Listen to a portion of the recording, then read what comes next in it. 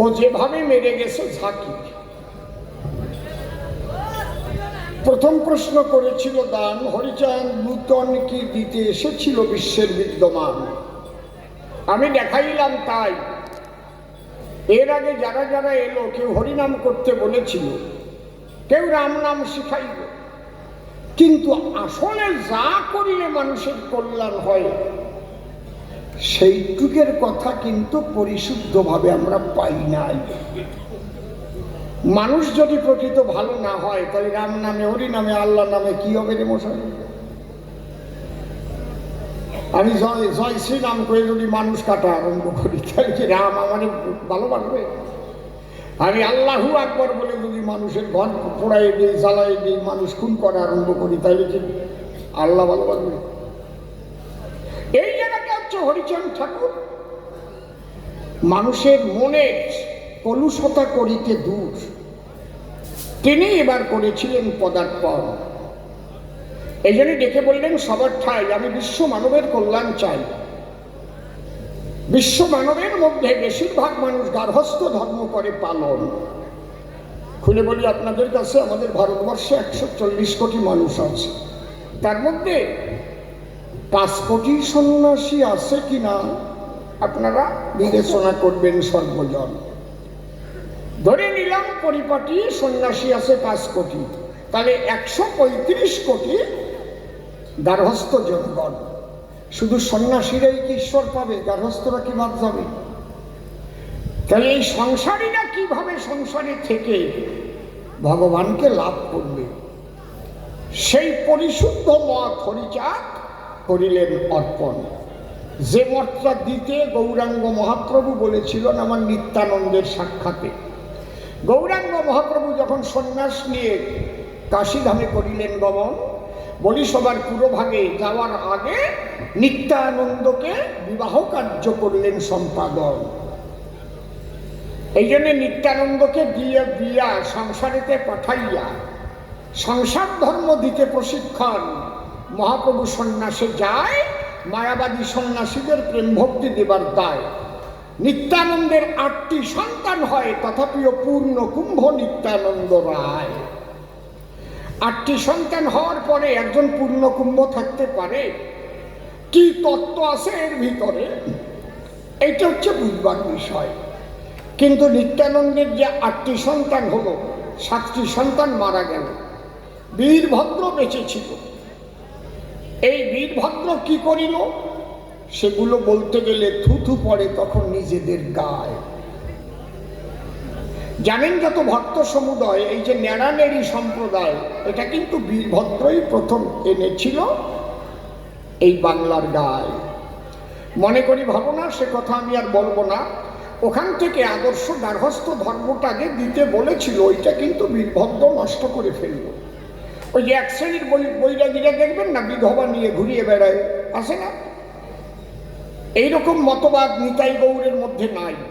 হয় সন্ন্যাসী নয় গৃহবাসী হওয়া চাই। কথা বোঝা গেল? সন্ন্যাসী হইলে পরে কেমন জীবন ধারণ করে তাও মহাপ্রভু বলে গেছেন এক এক করে। কি বলেছেন?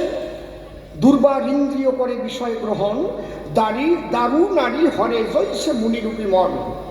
সাবধান করিবা না, সন্ন্যাস নিতে গেলে শুনে রাখো কান খুলে, কেউ কাঠের রমণীয় দর্শন করবে না। এত সোজা না। আগামীকাল কি খাবে তোমার হাতে তাও রাখতে পারবে না। যে জন্য গোবিন্দ ঘোষ সে কি করেছিল দোষ, শুধু অর্ধেক হরিত কি আসলে বেঁধে রেখেছিল, মনে মনে ভাবে পরের দিন যখন মহাপ্রভু চাবে সেই সময় দেবে, এইটুক সঞ্চয় করেছিল। মহাপ্রভু বলেছিল তাই তোমার আর সন্ন্যাসের জগতে থাকার অধিকার নাই। কেন? তুমি অর্ধেক হরিত কি করেছ সঞ্চয়। এ কথা সত্যি সত্যি যদি থাকে কারো সঞ্চয়ের প্রবৃত্তি, তার জন্য সন্ন্যাস নয়। তুমি যাও সংসারে গিয়ে সংসার করো, ঈশ্বর দর্শন পাবা সেই জায়গায়। এত সোজা না। সংসারে কিভাবে থাকিলে পরে ঈশ্বরকে মিলতে পারে পরিশুদ্ধ জীবন যাপন করে, সেই কথাগুলো কয়েকটা কথার ভিতরে হরিচাঁদ ঠাকুর শিক্ষা দিয়ে যায়। লয়ে নিজ নারী ব্রহ্মচারী সচ্চরিত্র রবে, হাতে কাম মুখে নাম সদা সত্য কথা কবে। পরসতী পরপতি কবুনা স্পর্শিবে, তুমি না ডাকিলে হরি তোমারে ডাকিবে। সত্যবাদী জিতেন্দ্রীয় হইবে যে, না থাকুক তার ক্রিয়াকর্ম হরি তুল্য সেই। আর কিছুর দরকার নেই। বিশ্ব মানব যদি এটা মেনে নেয়, পৃথিবীর রূপ পাল্টে যাবে রে বাবা, সর্বদাম হয়ে যাবে সারা পৃথিবী নয়, অন্যরকম পৃথিবী দেখবো আমরা। এইবার প্রশ্ন করেছে গান যে হরিচাঁদের সন্তান গুরুচাঁদকে আবার বাবা বলে কেন? যত অবতার জগতে এলো তাদেরও তো সন্তান ছিল, সন্তানেরা কেউ কি বাবা ডাক শুনতে পেল? যেমন রামের ছেলে লবার খুশি শুনে আপনারা হবেন খুশি। লব খুশিকে কি কেউ বাবা বলে ডাকে নাকি কোনো সময়? দয়াল রামচন্দ্র বাবা, লব খুশি বাবা কয় নাকি কেউ? বলে কি না, শুধু ভগবানের ছেলে হলেই কি বাবা ডাক শোনার অধিকারী হয়? জানেন যত নারী নন, তাহলে হতো না বাবা সাহেব আম্বেদকর। বাবা হওয়ার মতো কর্ম যদি করে জনমভর, তখন তারে মানুষ বাবা কয়। আবার অনেকে দেখবেন টাকা পয়সা দিয়েও বাবা কয়, মানে বাবা কবি। সান্দা একটা জায়গা আছে চেনেন? বনগাঁ থেকে যেতে হয়, হেলেন চাঁদিক সান্দা, নাম শুনেছেন? চান্দা বাজার। আমি 45 বছর আগের কথা বলছি, তখন ওখানে খুব থাকতাম আমি। সুরেন কোম্পানি নামে একজন ভদ্রলোক ছিলেন, আমাকে ধর্মের ছেলে বলেছিলেন। খুব থাকতাম, আসতাম, যেতাম। একেবারে ওই জায়গাটা বট গাছ ছিল, ওই বটতলায় একটা ঘুমটি দোকান ছিল, চা পান বিড়ি সিগারেট। একটা ছেলে সেইটা দিত, ওর বাবা মাঝে মাঝে এসে বসতো। ওর বাবার বয়স 85 বছর তো চড়াবে। যদি কেউ দিয়ে বলতো দাদু এক প্যাকেট সিগারেট দেন তো, জম্বের লাগাটা দিয়ে দিত। আমি দাদু, তোর 14 পুরুষ দাদু, আমি দাদু, আমি বুড়ো হয়েছি, 85 বছর বয়স। যদি কেউ যাইয়ে বলতো খোকা বাবু এক প্যাকেট সিগারেট দিন তো, এক প্যাকেট তো দেবে, দেশলাই ফিরিয়ে দেবে, আর একটা ভাঙিয়ে খাতি দেবে, এইটা খাতি খাতি, তুমি তোমার মতো ছেলে হয় না। খোকা বাবু বললি যে কি আনন্দ পাবো, আছে কি মাঝে মাঝে একটু হাসির কথা কবে তো নাকি? দাঁড়ায় সভ্য সভাতলি মাঝে মাঝে যদি দুই একটা হাসির কথা না বলি, যারা আছে যুবক যুবতী কৃষ্ণ কলি, ওরা মনে মনে ভাববে তাই অসীমদার আগে রস ছিল, তা বুঝি এমএলএ হয়ে শুকোই গেল, আগের মতো নাই। অন্তরে করুন ধারণা, বান্দর বুড়ো হয়ে গেলেও গাছে ওঠা স্বভাব যায় না, অত সোজা না। তাও একটু আমার আবার একটু লজ্জা লজ্জা করে তো।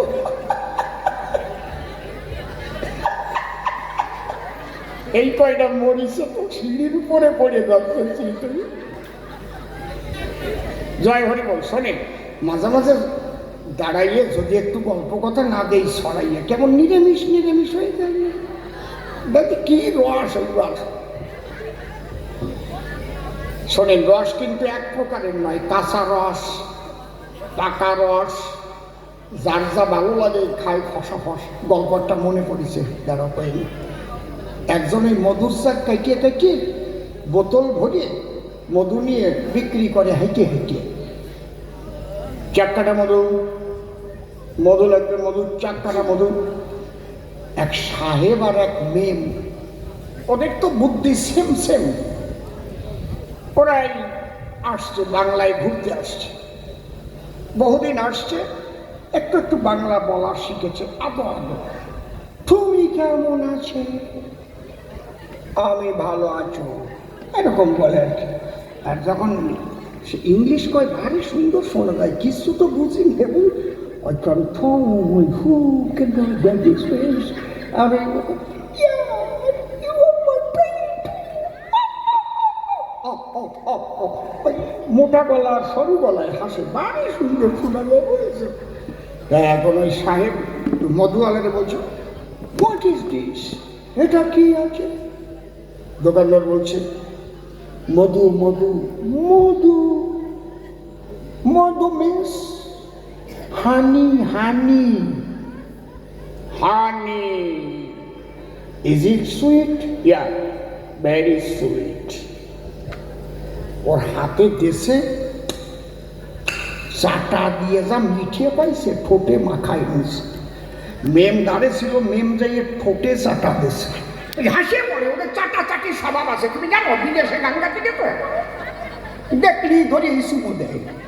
আমরা যেমন প্রণাম করি ওরে মুখ মিশই দিয়ে, আরে কল ভাই, আমি তো বিদেশে গেছি, আমি জানি, আপনাদের নাই জানা। ওরা কিন্তু পায়খানা করে জল দেয় না, সত্যি মাইনি চোখ শুয়ে করছি। এই বাঙালিরা শোষে আর ওরা মোষে। আমার না এইসব কথা ভালো লাগে না, আমার লজ্জা করে। কেমন দেখো কও কও কও, দাদা সাঙ্গা করে নেই। তা এখন ওই সাহেব জিজ্ঞেস করছে মধ্যহারায়, where is the power house of pani. সাহেবরা আবার ভালো জিনিস পেলে না, ও পাওয়ার হাউস খোঁজে। এখন বাঙালি ভাবতেছে শালা আমার ব্যবসা মারবা, where is the power house of pani, please come here. নিয়ে গেছে, ওই আম গাছের চা হয়েছে, বাঙালি দেখাচ্ছে that is the power house of honey. ইয়া কালো কালো ব্ল্যাক, কেমন করে ওখান থেকে হানি আনতে হয়। তখন ও এখন কাশি এনে দিছে আর একটা গামলা এনে দিছে, বুঝেছ? বলছে কাস্তে নিয়ে আস্তে আস্তে ওখানে গিয়ে গোড়ায় পোজ দিতে হবে, আর ওইটা ঝুপুট করে গামলায় পড়বে, আর ওইটা নিংড়ে নিংড়ে বোতল ভর্তি হবে। প্রথম যে পোকা উড়তি হবে এটার কয় নাই, খাসালা কামড়। এখন সাহেব আর মেম শক্তি সেম সেম। মেম ডেকে বলে সাহেবের ঠাই, কথা রাখো, তুমি গামলা নিয়ে নিচেই থাকো, আমি কাটবার জন্য গাছে যাই। মেম তো উঠিছে আর সাহেব গামলা নিয়ে রয়েছে, মধু পড়বে এইবার। মেম যত কাছে যাচ্ছে পোকা তত পাকনা মেলাইয়ে রাগ আসছে। আর কেবল বিহারের থেকে পোকাগুলো আইছে, বিহারি পোকা। ওর মধ্যে রানী যেটা, ও হচ্ছে এ কোন হায় মুঝে ठुक निकाल लिया आया है कौन है, उसको काट दीजिए। যেই গেছে কাছে কাছে ৩-৪ কুড়ি উড়ে যাইয়ে ওই মেমের গায়ে বসে জম্বের কামড় মারিছে। আর ওরা কিন্তু চ্যান করে না, তা জানো? চ্যান না করলে শরীর কি হয়? কড়া হয় না? কড়া হলে ইউরিনের কালার কেমন হয়? প্রায় মধুর মতো হয়ে যায় না? ওই কামড় খাইয়ে কাশি দিয়ে পোষ বাঁধাবে কি, তার আগে ওই মেম নিজের মধু ছাড়িয়ে দিয়েছে চ্যান চ্যান করে কামড়ের চোটে। ইউরিন ঝরঝর করে পড়তেছে। বোঝো তো ইউরিন কারে কয়, বোঝো তো নাকি? আরে প্রসাব চ্যান চ্যান করে পড়তেছে আর গাবলায় পড়তেছে। আর সাহেব মনে মনে ভাবে তাই ও নামিয়ে আসলে যদি ভাগে কম পাই, আগে আমি একটু আগে খাই। যেই এক গালু গালের মধ্যে দিয়েছে, ছাতা মিঠিয়ে নাই, নোংটা। এ বাঙালি ভাই, এ হানি তো মিষ্টি নাই। বাঙালি কয় এটা এখনো পাকিয়ে পারে নাই, কাঁচা মধু খা। কথা কইছিল। এই জন্যে রস আছে 2 প্রকার, কাণ্ড বড় চমৎকার, কাঁচা রস আর পাকা রস। সাহিত্যের মধ্যে করেছে বর্ণন।